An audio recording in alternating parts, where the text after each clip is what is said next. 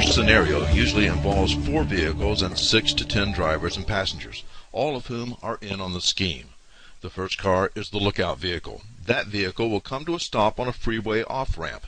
The driver makes sure there are no police, fire, or witnesses around, and then he'll give the thumbs up to the others to continue, and he leaves the scene. The second vehicle, with only a driver in the car, will then come to a stop. The third vehicle will also have only a driver inside, and that driver deliberately rear-ends the car in front of him, hitting the left rear of the car with the right front of his car. The driver of the first car then exits and leaves the scene.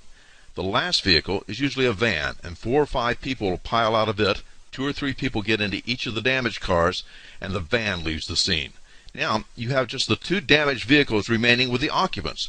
They will wait for the highway patrol to arrive to take an accident report, which provides proof to the insurance companies that an accident did occur. The alleged victims of the crash are not injured, but they will claim that they are hurt. The dollars add up like this. Each of the cars suffer property damage averaging about $7,500 for a total of $15,000. For each of the people in the car that was rear-ended, they'll seek an average of $20,000 to cover their injuries for a total of $60,000 to $80,000. The so-called victims in the car that was rear-ended typically receive $1,000 each for their role. The attorneys and medical providers will split the remainder of the insurance payment. And the 2 people in the at-fault car will each file for $5,000 as part of their MedPay endorsement for a total of $10,000.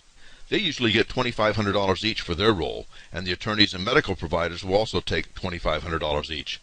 So the grand total for this staged accident, as high as $85,000 to $105,000.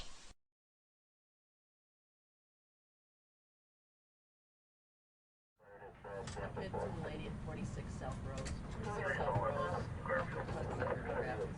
One call, 3 Tone, 10-4.